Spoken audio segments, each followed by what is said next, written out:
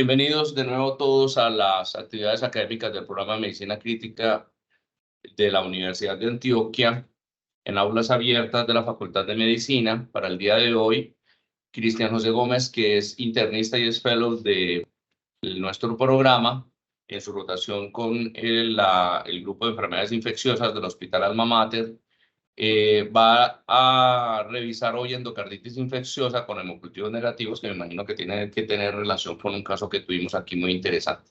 Al final de la presentación de Cristian, entonces, por favor, utilicen la herramienta de levantar la mano o a través del chat escriban sus preguntas. Nos acompañan también los profesores del grupo de enfermedades infecciosas del hospital, entonces aprovechemos esta oportunidad para discutir con ellos las dudas que tengamos. Muchas gracias y bienvenido, Cristian, adelante. Gracias, profe. Bueno, mi nombre es Cristian Gómez, como mencionaba el doctor Horacio. A propósito de un caso que tuvimos en la UCI cardiovascular, quisimos revisar este tema que nos parece del día a día en la unidad de cuidados intensivos. Primero vamos a hacer un breve repaso de la historia clínica de este paciente. Es un paciente masculino de 52 años, residente y natural de Medellín, mecánico de ocupación. Paciente, la calidad de la información de la historia clínica se consideró muy buena, se obtuvieron los datos desde la historia clínica y a través de la información del paciente. El ingreso a la institución fue el 29 de abril del presente año. El motivo de consulta fue debilidad en miembro superior izquierdo. Esta fue la razón por la cual consultó el paciente. Ingresa por una debilidad súbita en miembro superior izquierdo, sin cefalea, sin alteraciones visuales, y en las 2 últimas semanas, previo a su ingreso, venía presentando astenia, hipodinamia y escalofríos ocasionales. Refería él además fiebre subjetiva, que en ningún momento fue documentada, pero sí resaltaba la presencia de fiebre. Como antecedentes patológicos, tuvo una estenosis valvular mitral grave, que en su momento, en mayo del 2019, fue llevado a cirugía con un reemplazo valvular, aquí me disculpan, es mitral, con una prótesis mecánica. No tenía adherencia a seguimiento ambulatorio por cardiología, venía siendo anticoagulado por ser portador de esta prótesis mecánica con warfarina, las dosis que vemos en pantalla, y con estos antihipertensivos para el tratamiento de su hipertensión, para el tratamiento del hipotiroidismo y además con estatinas para el tratamiento de una dislipidemia que venía en seguimiento. Como antecedentes quirúrgicos tenemos una herniorrafia inguinal y pues el reemplazo valvular ya mencionado. Para destacar, epidemiológicamente convivía con perros, gallinas, conejos, loros y un curí, que a esto se le dio bastante importancia al momento de la selección de la terapia antibiótica, como vamos a ver más adelante. Negaba otros antecedentes tóxicos, alérgicos, incluso familiares, solamente por línea materna, hipertensión. En la revisión por sistema, negaba sangrados, disnea, síncope o dolor torácico. Recientemente, 2 semanas antes de este ingreso, refirió un procedimiento ontológico menor que no especificó, pero también se le dio valor a la hora del abordaje terapéutico en este paciente. Estas fueron las constantes vitales al ingreso. Fíjense que venía febril, con tendencia a la bradicardia, normotenso, sin requerimiento de soporte vasopresor y saturando adecuadamente aire ambiente. Con un índice de masa corporal de 24.8. Al examen físico en regular estado general, febril al momento del examen físico inicial, asténico, hipodinámico. Resaltaré entonces lo positivo. A nivel pulmonar no se encontró ningún hallazgo de importancia, y a nivel cardíaco, a la auscultación sí se evidenció un soplo holosistólico en foco aórtico. No tenía fenómenos embólicos periféricos ni manifestaciones vasculíticas a nivel periférico.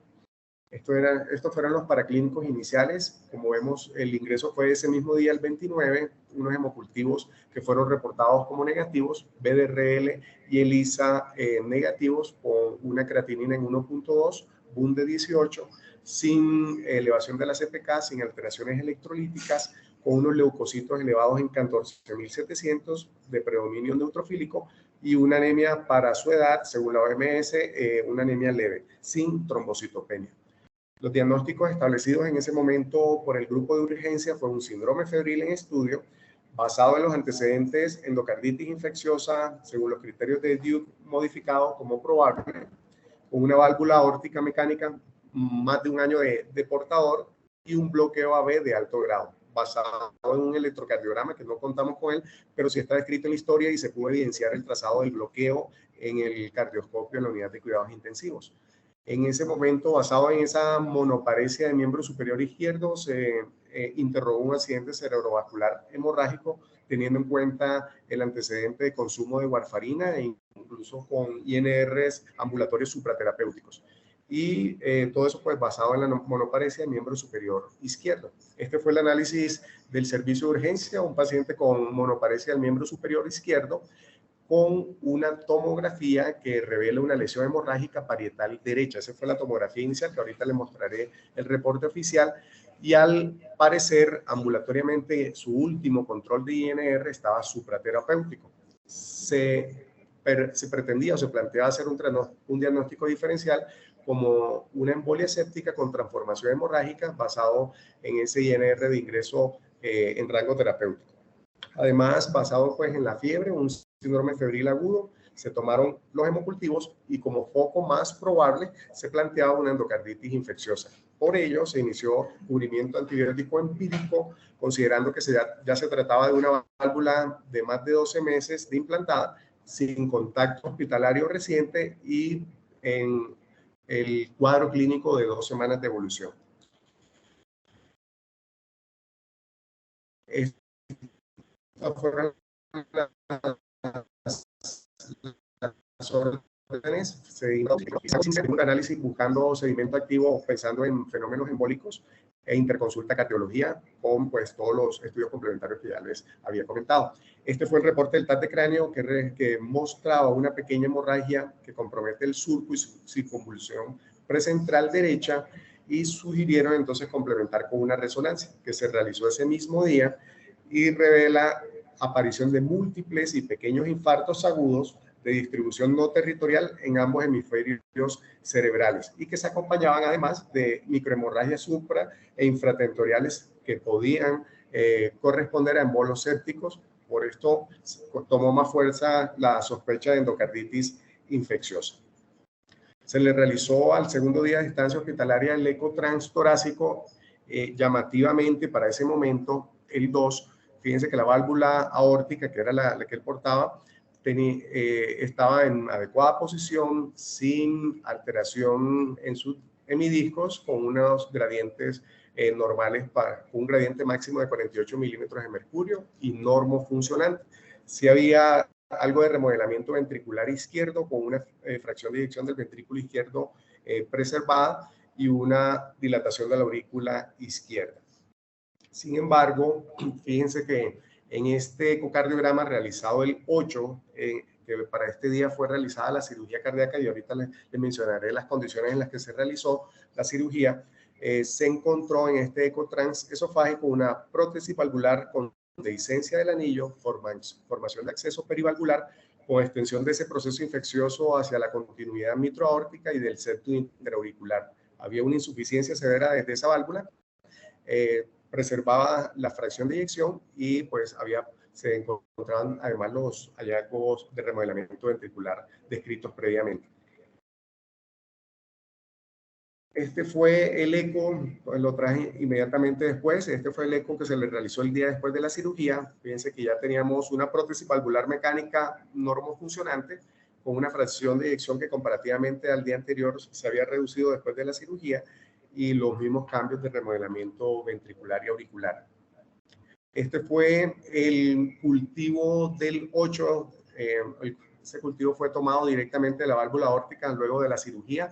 Se aisló un Cutibacterium acnes que también había crecido en un solo hemocultivo del 29, donde crecía el mismo germen, ¿sí? Entonces, fíjense que entonces el 29, cuando él ingresó, se le hizo rastreo con hemocultivos, que luego de 2 semanas, casi 10 días, fue que creció el Cutibacterium acnes. Entonces, empíricamente ya venía recibiendo ceftriaxona para este momento y además vancomicina.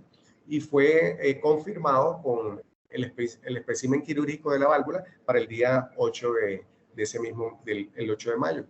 Entonces, las consideraciones de infectología, fíjense que desde el ingreso recibió ceftriaxona, vancomicina, pero el día 8, que fue el día de la cirugía, se rotó al levofloxacino. Y para el día 11 se le adicionó daptomicina basado en que venía desarrollando una lesión renal aguda.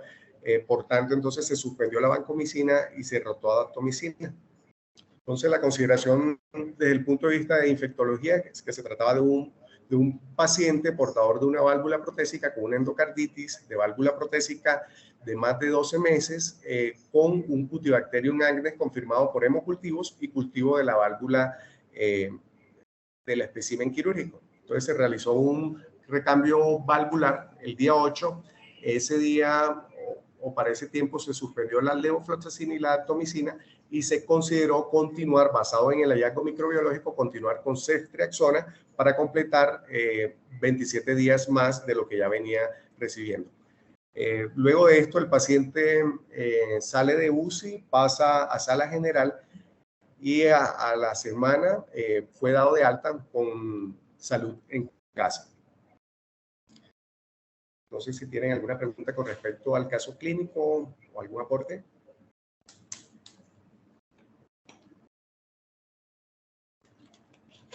Bueno, haciendo un breve resumen del Cutibacterium acnes antes de entrar en el tema propiamente de la endocarditis de cultivos negativos.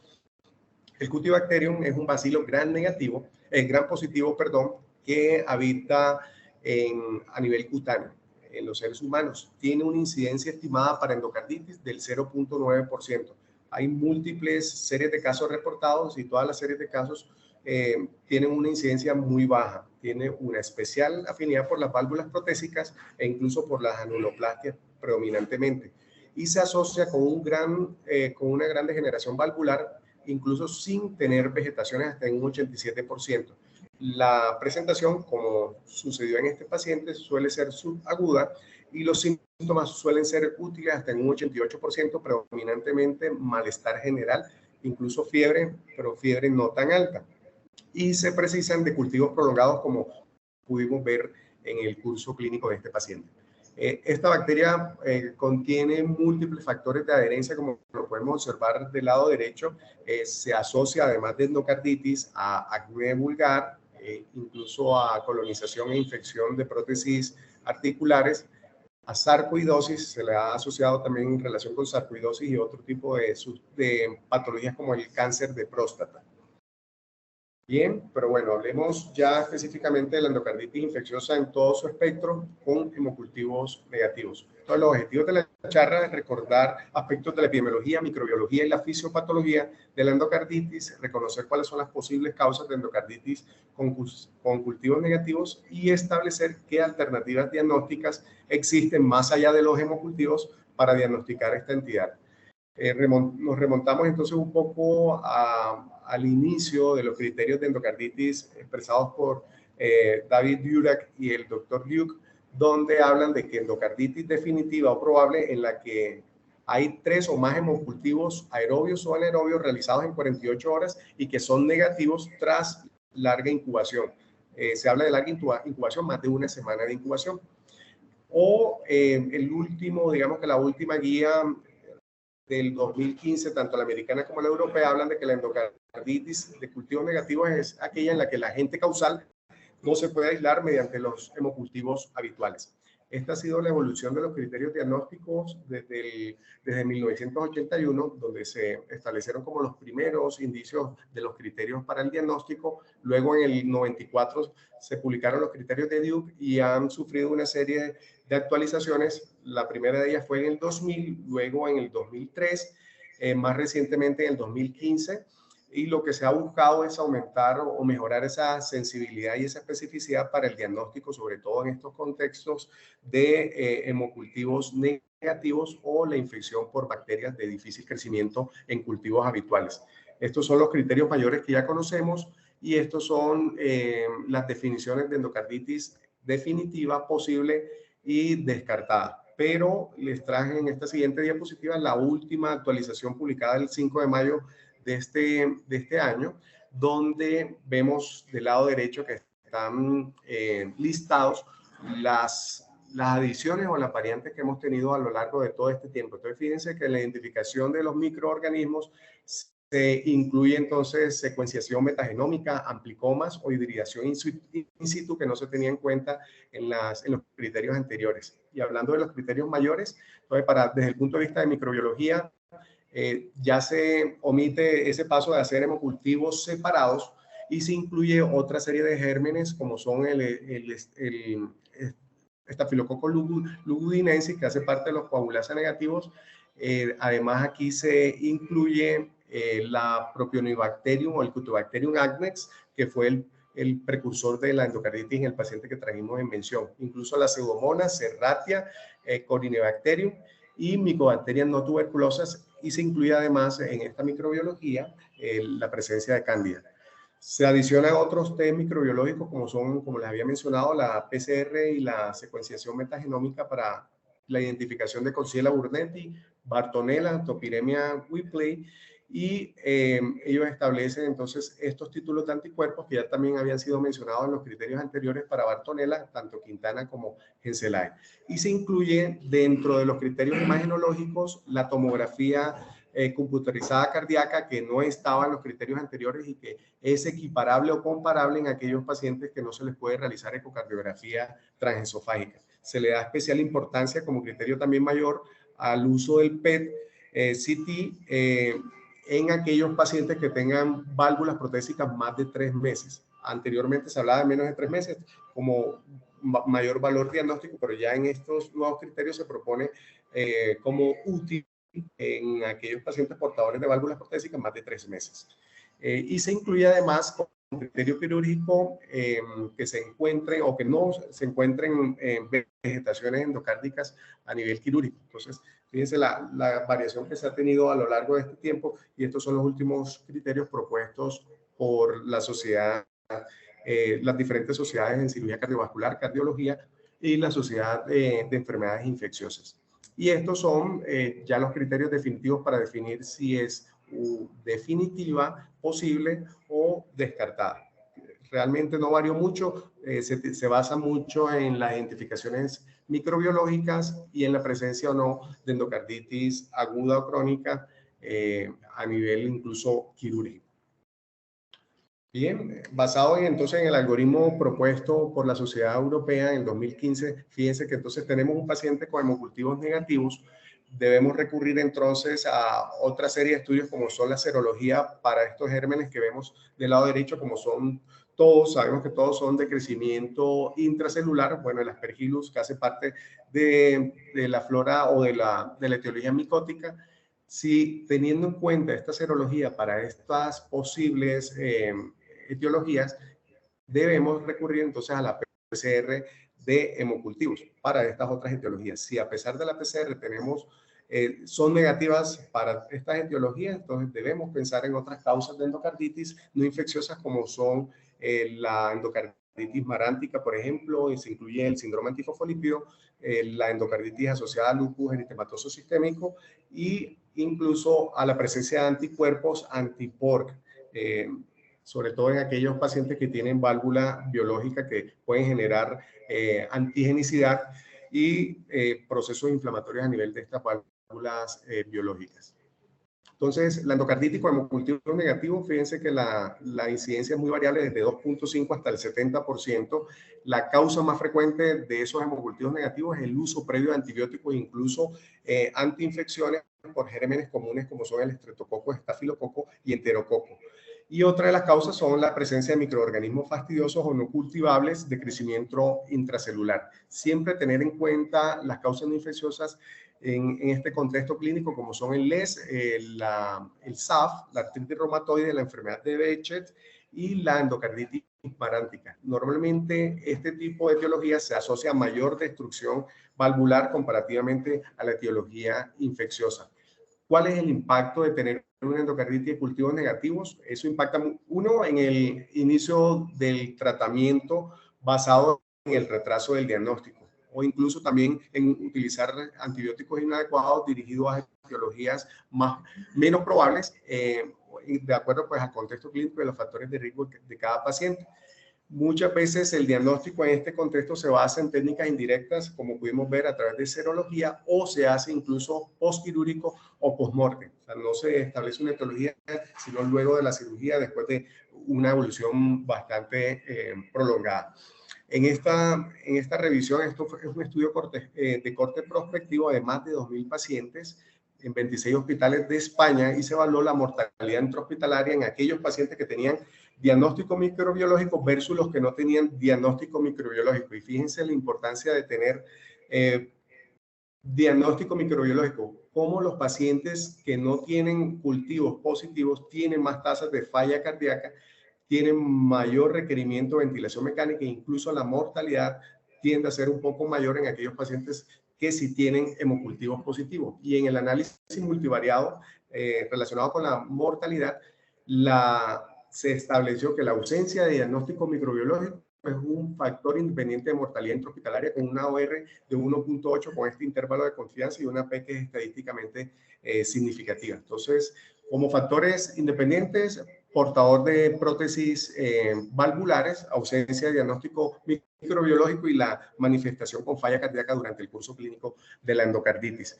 También es importante, aquí les traje este estudio, un estudio también de corte prospectivo de 3 hospitales terciarios en España, más de 700 pacientes. Se identificaron o se evaluaron características diferenciales entre un grupo de pacientes que tenían cultivos negativos y otros en los que tenían hemocultivos positivos. Entonces, fíjense cómo aquellos que tenían hemocultivos positivos tienen más tasas de embolismos sistémicos como en el eje hepatorrenal y embolismos a nivel esplénico. No habían diferencias estadísticamente significativas entre estos dos grupos en cuanto a mortalidad, necesidad de cirugía e incluso de choque séptico. Entonces, aquí para destacar la importancia de que aquellos pacientes que sí tienen hemocultivos tienen tendencia a tener mayores fenómenos embólicos.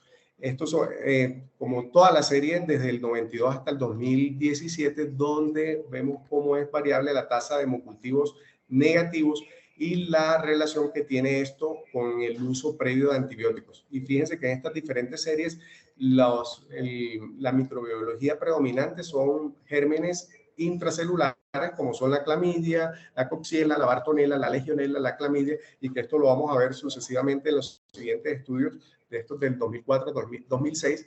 Fíjense la tasa variable de hemocultivos negativos y la relación que tiene con la toma de antibióticos previos a esa toma de hemocultivos. Esta es otra serie del 2007 al 2014 en estas zonas geográficas donde también predominan estos gérmenes intracelulares y no cambia o no varía en estas últimas series de estos diferentes países donde fíjense que también predominan estos gérmenes intracelulares.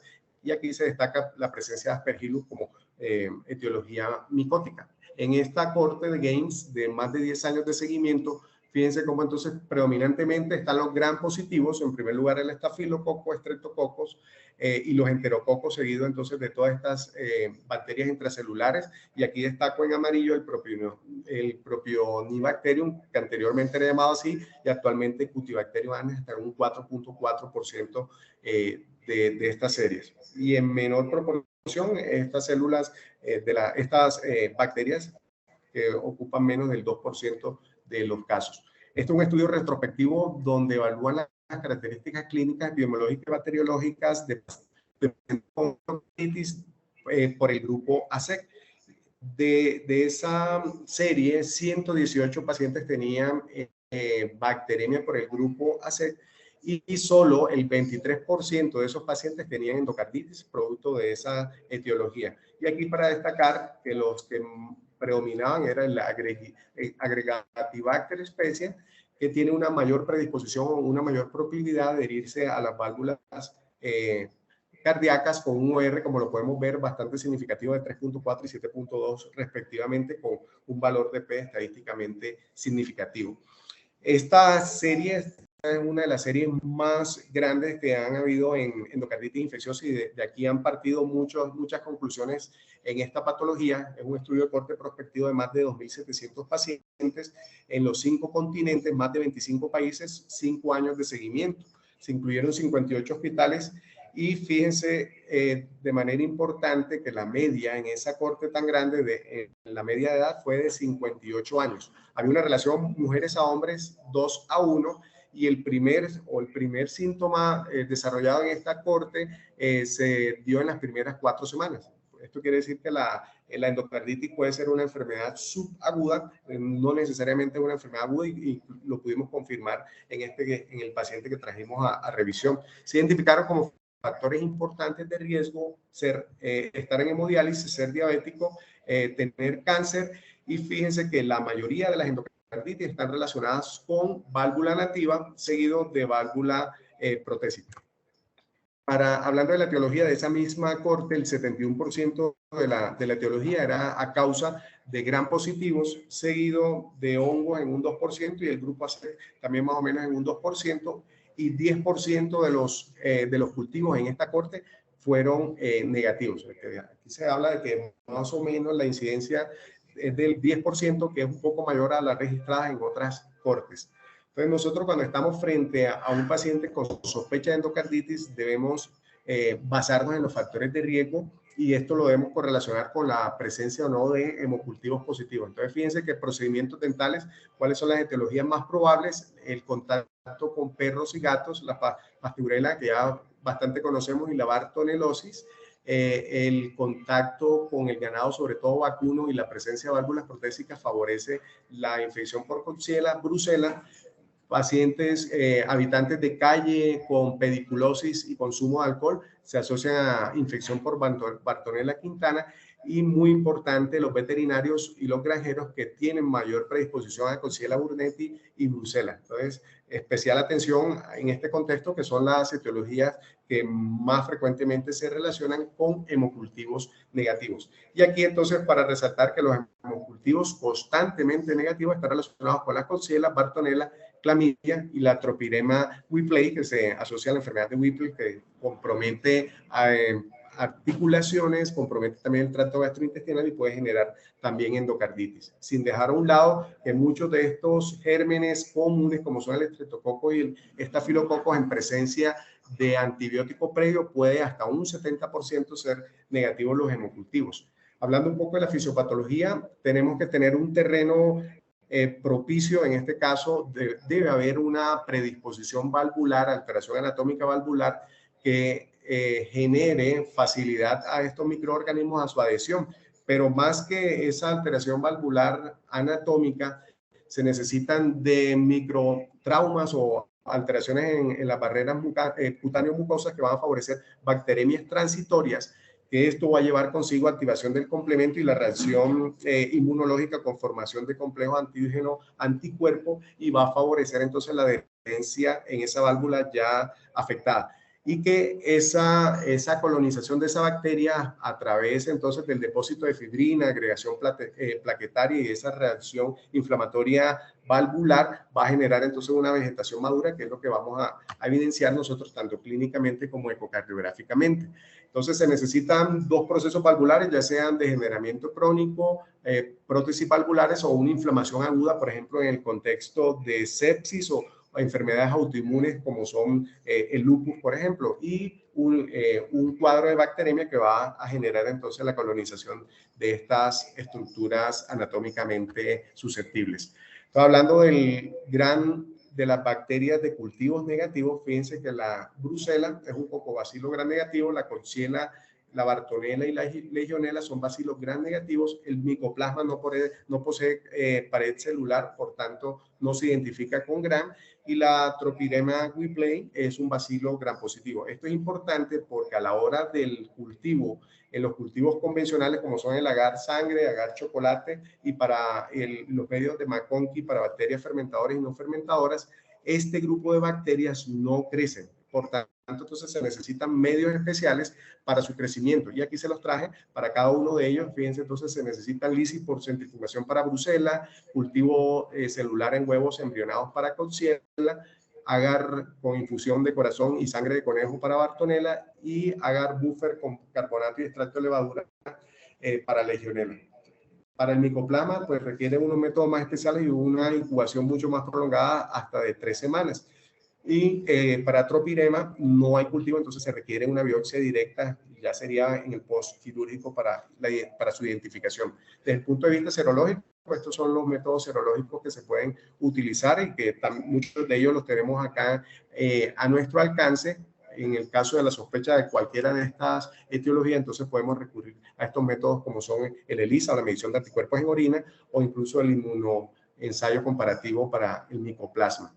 Hablando entonces de la recurrencia de las endocarditis, fíjense que se destaca la presencia de hemocultivos negativos. El hecho de tener una endocarditis de hemocultivos negativos puede predisponer hasta el 6% de recurrencia y sobre todo en estas etiologías que ya hemos venido mencionando, sin dejar a un lado el tratamiento inadecuado, microorganismos resistentes, pacientes mayores de 65 años o el hecho de tener una endocarditis previa o persistencia de la fiebre por más de 7 días.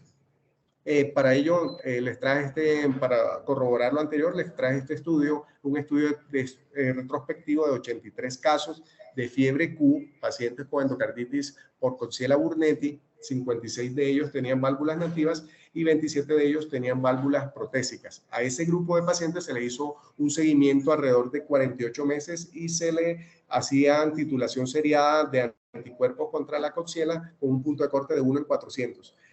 Al final del análisis se estableció que cerca del 9% de los pacientes recidivaron aun cuando ya tenían títulos negativos. Y es por ello que incluso estudios como el PET ya vienen cobrando más importancia a la hora de nosotros descartar focos a distancia o focos no identificados, que muchas veces no identificamos incluso con el ecocardiograma, es decir, que no encontramos vegetaciones a nivel endocárdico.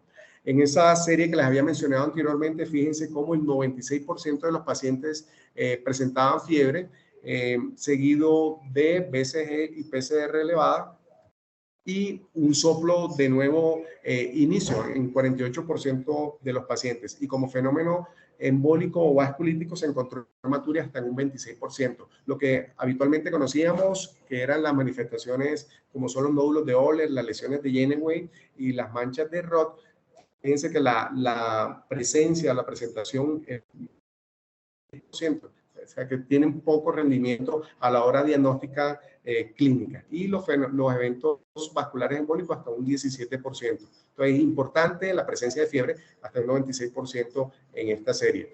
Aquí no voy a detenerme mucho en esta diapositiva, pero para recordar que la endocarditis infecciosa es una enfermedad sistémica que no solamente atañe al corazón. Entonces, fíjense cómo hay manifestaciones en piel, a nivel pulmonar, del sistema nervioso central, musculoesquelética y obviamente todo el sistema cardiovascular y renal. Y si hablamos de manifestaciones clínicas, estas serían todas las manifestaciones clínicas en cada uno de estos sistemas. Entonces, fíjense que es un abanico amplio de manifestaciones clínicas que debemos tener en cuenta a la hora del abordaje diagnóstico desde el punto de vista clínico. Aquí para recordar entonces las hemorragias subconjuntivales, las lesiones de Janeway, las manchas de Roth y los nódulos de Osler que clásicamente conocemos como patognomónicos o muy relacionados a la endocarditis infecciosa. Entonces, cuando tenemos hemocultivos con antibióticos previos, sabemos que los hemocultivos es uno de los criterios mayores para el diagnóstico. Sin embargo, cuando se usa estos antibióticos, hasta el 70% de los hemocultivos pueden ser negativos, y cuando hay bacteremia sin antibióticos, hasta más del 90% de los hemocultivos en el primer set pueden ser positivos. Si nosotros seguimos o continuamos con la sospecha de endocarditis, se recomienda hacer una muestra seriada. Incluso se han recomendado cultivos cada 24 horas, que yo creo que no es tan práctico, y repetir si hay sospecha también, como les mencionaba, a antibióticos previos. No se recomienda rutinariamente extender los tiempos de incubación. Vimos que ya hay otros métodos especiales para este tipo de bacterias que se asocian con hemocultivos negativos. En este estudio me pareció bastante interesante, un estudio bastante viejito de 1982, pero evaluaban el rendimiento de los hemocultivos ante la presencia o no presencia de antibióticos. Entonces, fíjense que en este grupo de pacientes que no recibían antibióticos tenían un rendimiento de los hemocultivos hasta un 99%, mientras los que recibían antibióticos previamente hasta un 64%. Entonces, fíjense cómo baja el rendimiento diagnóstico en el contexto del uso previo de antibióticos. No me voy a detener en esta diapositiva, más adelante vamos a hablar un poco más sobre ella. me interesa que veamos cuáles son los algoritmos propuestos por las diferentes sociedades basados en estos estudios prospectivos. Esto es un estudio prospectivo multicéntrico realizado en Europa y Estados Unidos y en el Oriente Medio, con una N de 819 pacientes con sospecha de endocarditis de cultivos negativos, y se le hacía un análisis multimodal. Es decir, que luego de los hemocultivos se le hacían pruebas serológicas, pruebas moleculares, y aquellos que iban a cirugía se les hacía estudios histopatológicos. Y este fue el algoritmo que ellos propusieron. De los 819 casos, 359 pacientes con endocarditis de cultivos negativos. De esos 759, 476 se les logró identificar a través de este algoritmo de diagnóstico otras etiologías, como podemos ver, Bartonella, Tropirema Whippley, hongos, e incluso luego de este algoritmo diagnóstico se pudo identificar bacterias comunes hasta en 70 casos de los descritos. Y este fue el algoritmo. Entonces, tenemos un paciente, bueno, a nivel de hemocultivos o de muestras de sangre, se le hacía serología para Bartonella y para Coxiella burnetii. Se le determinaba además factor reumatoide, ANAS, para descartar patología autoinmune. Si esto era negativo, en esta muestra de sangre se le realizaba PCR para Bartonella, Tropirema, y se le hacía una PCR de amplio rango, incluso para hongos. Si esto era negativo, entonces se le hacía un CEPTIFAS, que es una PCR múltiplex, que evaluaba estas 20 etiologías que incluían hongos, gram positivos y gram negativos, y se le evaluaba además otras serologías para Mycoplasma, Bartonella, Legionella, incluso Western blot para Bartonella.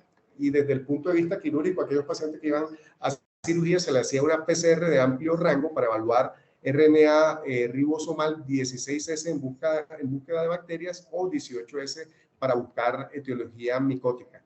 Y además se le hacía PCR enriquecida y autoinmunistoquímica. Entonces, fíjense todas las posibilidades diagnósticas que tenemos para diagnosticar a aquellos pacientes con un diagnóstico de endocarditis y que tengamos hemocultivos negativos.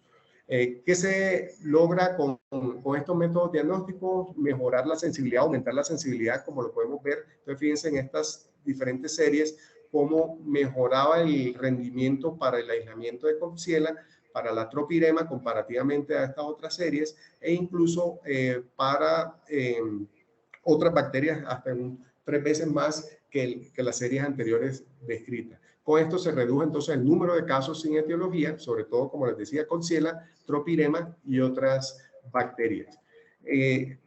Otro de los algoritmos y que en uno de los estudios en los que se basan estas últimas actualizaciones de los criterios es este estudio. Es un estudio prospectivo de 4 hospitales de Marsella con una N de 283 pacientes. Se le hizo también un análisis multimodal, pruebas moleculares, pruebas serológicas e histopatología. Se aumentó el rendimiento diagnóstico con el uso de estas pruebas hasta en un 24.3%, identificando estas etiologías como están descritas. Y este fue el algoritmo. Entonces, fíjense, tenemos hemocultivos negativos. Ellos tomaron muestras, en las muestras de sangre le hicieron serología para estas etiologías, y además de eso hicieron PCR en tiempo real, para Bartonella, Coxiella, estafilococos, incluyeron entonces gérmenes comunes, y para el postoperatorio también hicieron cultivos valvulares. Si todo esto era negativo, entonces sometían a una secuenciación con PCR de ARN ribosomal, buscando bacterias o hongos. Si aún así era negativo, entonces hacían autoinmunistoquímica o buscaban otras causas no infecciosas de endocarditis. Bien, y con ello, fíjense cómo de 283 pacientes con endocarditis y cultivos negativos, 177 se les logró identificación de las etiologías, que correspondía a un 78%. Entonces, la conclusión es que el uso de ensayos PCR específicos, dirigidos obviamente de acuerdo al área geográfica, tiene el potencial de aumentar significativamente el rendimiento de diagnósticos en aquellos pacientes con endocarditis de cultivos negativos, y que se debe incluir como una estrategia de diagnóstico global. Por ello, entonces, se incluyeron estos métodos diagnósticos en los nuevos criterios. No voy a detenerme tanto en esto. Esto es unos estudios españoles. Este es un estudio estadounidense y que se comparte con estos otros 2 estudios de pacientes sanos. que estaban sometidos o expuestos a la bartonela y a la coxiela, y se les hacía amplificación, se les hacía secuenciación y se logró identificar que aquellos pacientes asintomáticos que estaban en contacto con la bartonela, 21% de ellos tenían bacteremias estando asintomáticos. Y en esta otra serie, 7 de 89 voluntarios sanos eran cero reactivos con estas pruebas de amplificación genómica, como les había mencionado. Entonces, fíjense la importancia o la alta sensibilidad que tienen estas pruebas de amplificación para el diagnóstico incluso en pacientes asintomáticos. El rol del ataque fue otra de las modificaciones en los últimos criterios. Lo ponen equiparable a la realización de eco transesofágico, sobre todo en aquellos pacientes que tengan contraindicación o limitación para la realización de eco transesofágico. Sin embargo, el eco transesofágico es superior para identificar vegetaciones menores de 1 centímetro. Entonces, es como la superioridad comparativamente con la tomografía. Nos sirve incluso para evaluar accesos perivalvulares con un buen rendimiento, pseudoaneurismas, fístulas, dehiscencia de prótesis. Esto es un estudio que sería interesante que lo revisemos porque ellos hablan radiológicamente de la Sociedad de Radiología, donde hablan de todos los cambios que podemos evaluar con la tomografía cardíaca con un personal bastante bien entrenado.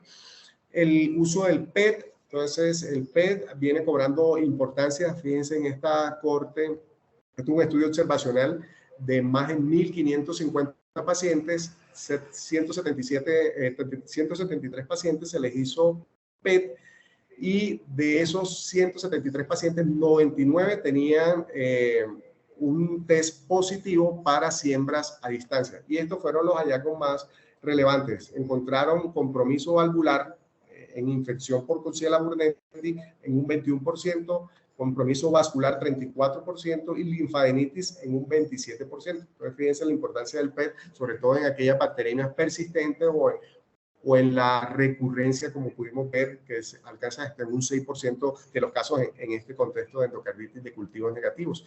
Y en esta otra revisión más reciente se definió que pudiera también servir como monitorización del tratamiento en las bacterias o en la endocarditis por estos microorganismos de crecimiento insidioso.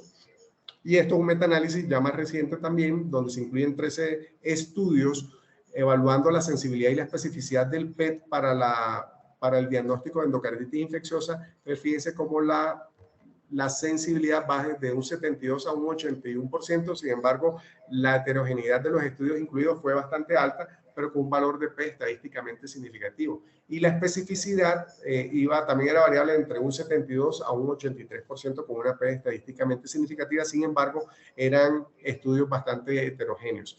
Entonces, para ya hablar desde el punto de vista terapéutico, debemos tener algunas consideraciones y saber que aunque los hemocultivos sean negativos, cuando nosotros vamos a tratar una endocarditis empíricamente, debemos pensar que también puede estar provocada por patógenos habituales. Por esta razón, debemos orientar el espectro para este tipo de microorganismos, como son estafilococos, enterococos y estreptococos. Y recordar que en esta etiología, el uso previo de antibióticos puede negativizar hasta un 70% los hemocultivos. Siempre tener en mente los antecedentes epidemiológicos, antecedentes médicos y las manifestaciones clínicas.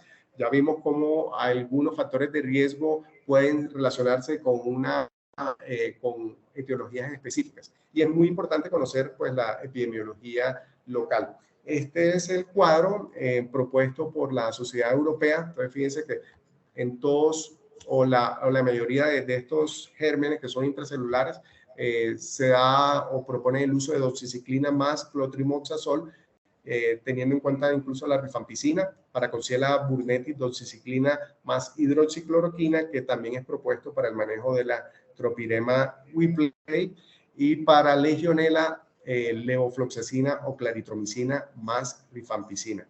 Este tratamiento, digamos que estas propuestas están basados en algunos estudios con una N no muy grande, pues sabemos que la incidencia de endocarditis de cultivos negativos no es tan extensa, pero todo va orientado a la probabilidad etiológica, a la biología de estos gérmenes por ser pues intracelulares, sería como la propuesta terapéutica más apropiada.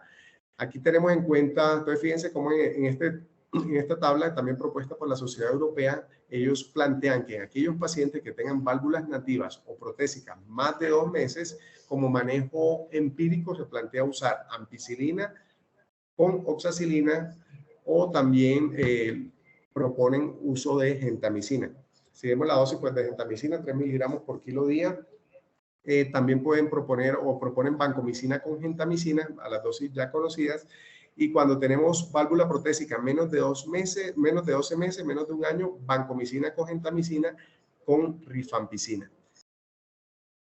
¿De dónde sale la recomendación del uso de doxiciclina y hidroxicloroquina para el tratamiento de la fiebre Q, de la Klebsiella burdentis? De este estudio, donde la tasa de recaída 12 a 18 meses era mucho menor con el uso combinado de doxiciclina y hidroxicloroquina comparado con la ofloxacina.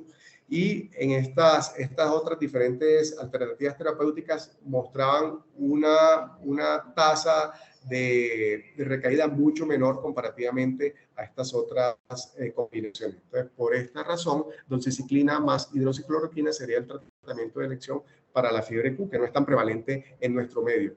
¿Qué dice la guía AJA 2015 para el grupo ASEC? Ceftriaxona, ampicilina y ciprofloxacina. Llama la atención por la dosis de ciprofloxacina, 1000 miligramos cada 24 horas o 800 miligramos dividido en 2 dosis. La ceftriaxona 2 gramos cada 24 horas y ampicilina 2 gramos cada 4 horas para este grupo.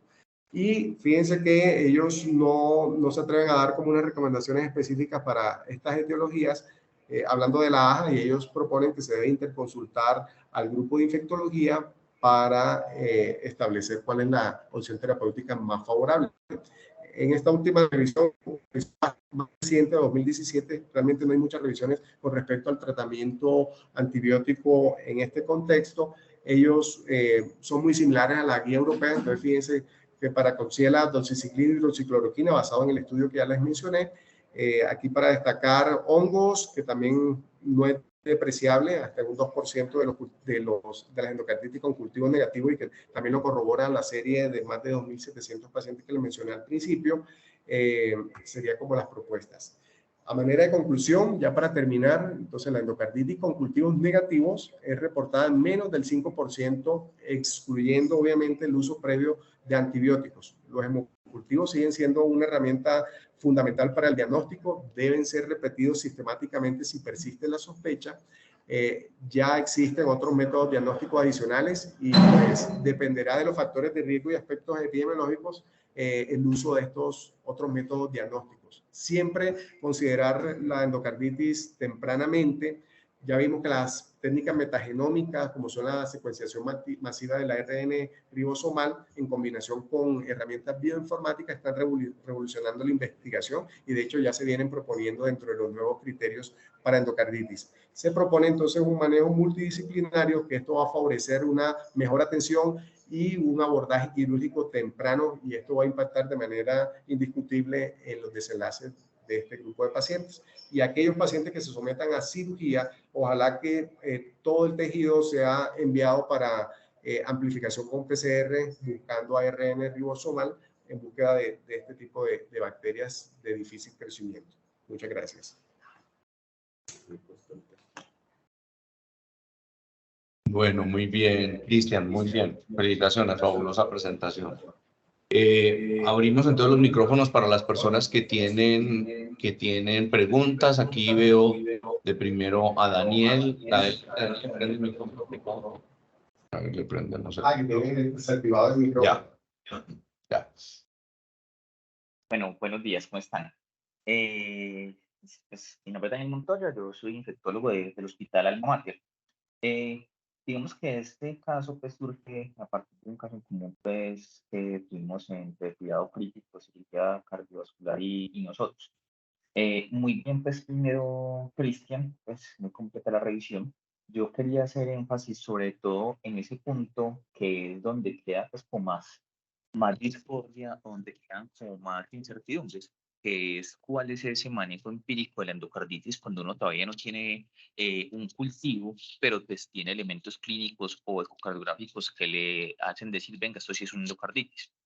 Entonces, yo te agradecería, por favor, Cristian, que pusieses otra vez la diapositiva de cuál es la propuesta de la Sociedad Europea del Manejo Empírico y de pronto porque desde el grupo de enfermedades infecciosas institucional pensamos que de pronto puede ser una propuesta que quede incompleta. No, la de manejo empírico. Esta. Esa, perfecto. Bien, entonces, pues, digamos que recapitulando lo que comentaba Cristian, posiblemente haya pues como varios escenarios ahí para plantear. Pues uno es el paciente que viene de la comunidad que tiene un tiempo de evolución corto, donde posiblemente los microorganismos más implicados sean los estafilococos y los estreptococos. Bien, en menor medida es muy poco probable que no tenga enterococos y pues digamos que no se puede descartar por ningún motivo pues los del grupo JACE. En ese orden de ideas, pues pensamos que de pronto ampicilina ahí, pues ampicilina con oxacilina sería un esquema pues de pronto inadecuado porque pues digamos que nos deja por fuera el MRSA que cada vez es más prevalente en nuestra comunidad. La gentamicina como único elemento pues para los gram negativos que hay, pues los gram negativos en general no son los más importantes, pero sí los HASEC, pues digamos que no aportaría mucho y digamos que entre los HASEC tenemos hemófilos influenza o parainfluenza que frecuentemente tienen betalactamasas. Entonces, pues con esa ampicilina se quedarían por fuera. Entonces, digamos que una propuesta un tanto más acertada en ese contexto pues, de una endocarditis, cuando usted todavía no sabe pues, cuál es el bicho, podría ser ceftriaxona o vancomicina.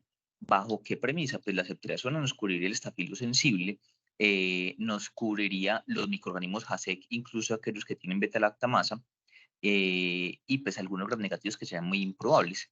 Y la vancomicina nos cubriría la posibilidad de MRSA y nos cubriría la posibilidad de los enterococos.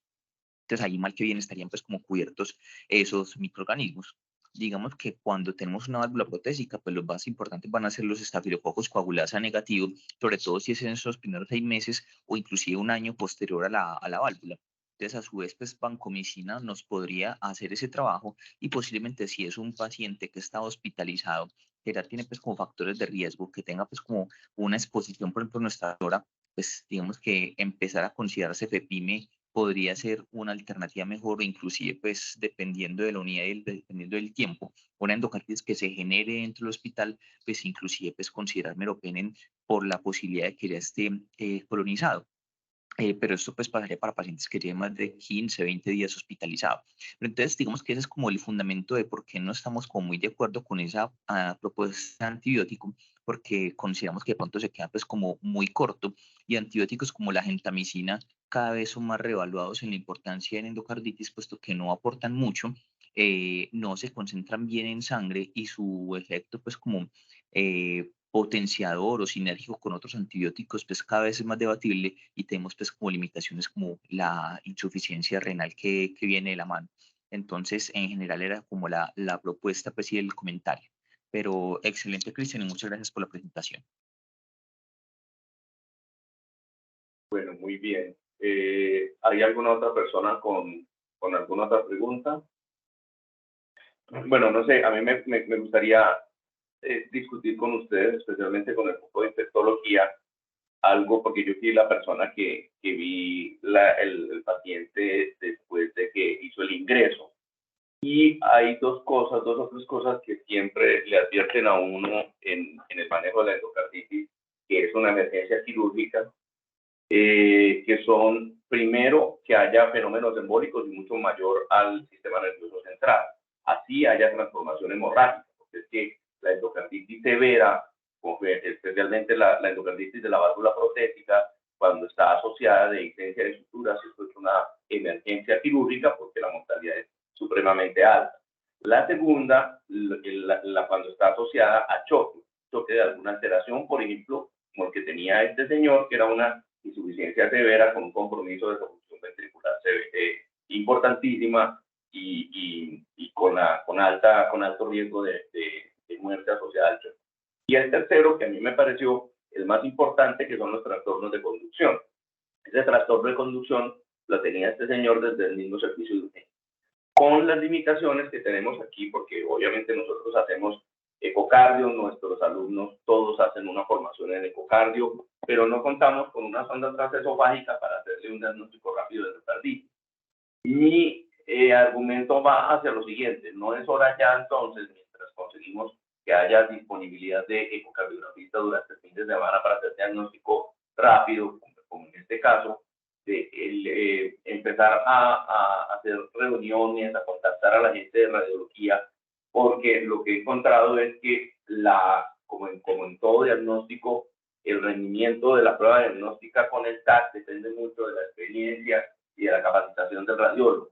Mi pregunta es: ¿no es momento ya de empezar a hacer contactos con radiología de tal manera que empecemos a hacer un protocolo de diagnóstico temprano de endocarditis, tanto de válvula nativa como de válvula protésica? No, de acuerdo. O sea, los casos que usted menciona son realmente lo que tiene mayor evidencia de indicación quirúrgica: los trastornos de conducción o los bloqueos, los abscesos paravalvulares, esos efectos embólicos graves, con menor nivel de evidencia el tamaño de la vegetación. Pero sí, si usted tiene una falla cardíaca aguda secundaria a la endocarditis, definitivamente eso sí implica que usted tenga que plantearse una cirugía. Y en ese orden de ideas, pues lo que las guías recomiendan desde hace rato, hace casi 10 años, es que uno debería fortalecer pues como ese equipo, el Heart Team o el equipo interdisciplinario para manejo de la endocarditis, que pues que digamos que entre otras cosas, así pues cirugía cardio firme como Heart Team, pues el Heart Team es más que solamente una especialidad y pues debe ser como el equipo en general. Y debe involucrar entonces radiología, debe involucrar cuidado crítico, debe involucrar cardiología, debe involucrar enfermedades infecciosas. Y eso realmente, pues en la literatura ha demostrado que a esos pacientes les va mejor a que cuando se hacen las cosas, pues como cada uno por aparte. Y eso, pues digamos que puede ser una experiencia interesante, y en otras instituciones de la ciudad se hace pues como con buenos desenlaces. Pero absolutamente de acuerdo, pues que debemos pues como plantear esa, pues digamos que tratar de mejorar en ese punto específico de imágenes diagnósticas, de también explorar otros escenarios como la utilidad del PET, que Cristian nos lo mostró también, y sobre todo pues como reforzar ese manejo interdisciplinario para este tipo de pacientes, que yo pienso que definitivamente sí se podría beneficiar